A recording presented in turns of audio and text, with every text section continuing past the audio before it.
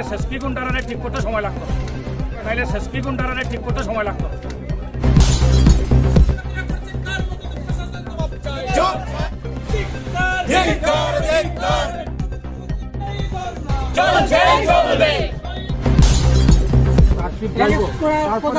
কিন্তু আপনারা অ্যারেস্ট করেন নাই কেন? আপনারা আজ অব্দি অ্যারেস্ট করেন না কেন? স্পেসিফিক নামে রেখেছে মিডিয়া তো এখানে আসে, আমি কই এখানে না না অন্য বিরোধী হলে তো আপনাদের সাথে সাথে অ্যারেস্ট করবে। বাবু জোহর বাবুর এলাকাতে, জোহর বাবু নতুন বিধায়ক হয়েছে, জোহর বাবুর এলাকাতে ঘটনা ঘটছে।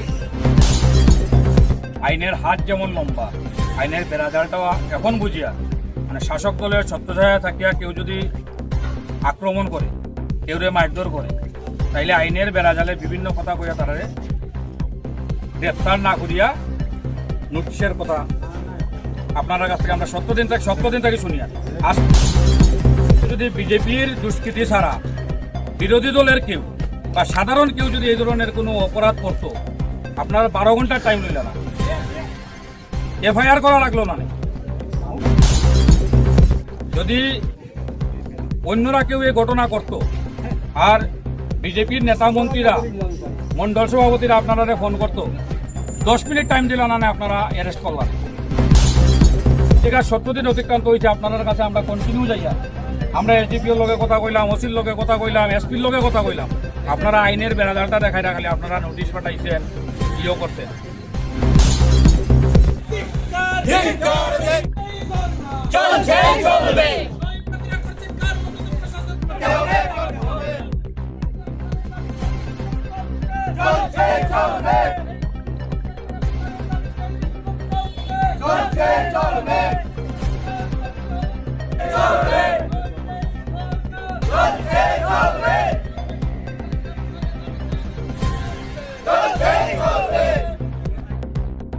গুন্ডা বাহিনীর বিরুদ্ধে লড়তে হবে একসাথে, গুন্ডা বাহিনীর বিরুদ্ধে লড়তে হবে একসাথে। বিজেপি জনের কর্মসূচি করে কংগ্রেসের সংগঠন যায় না, যায় না, যায় না। বিজেপি জনের কর্মসূচি করে কংগ্রেসের সংগঠন যায় না, যায় না।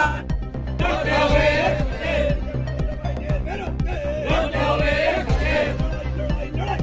লড়াই করে বাঁচতে চাই, লড়াই করে বাঁচতে চাই। রক্ত চক্ষু দেখে কংগ্রেসের আন্দোলন রুখা যায় না, যায় না, যাবে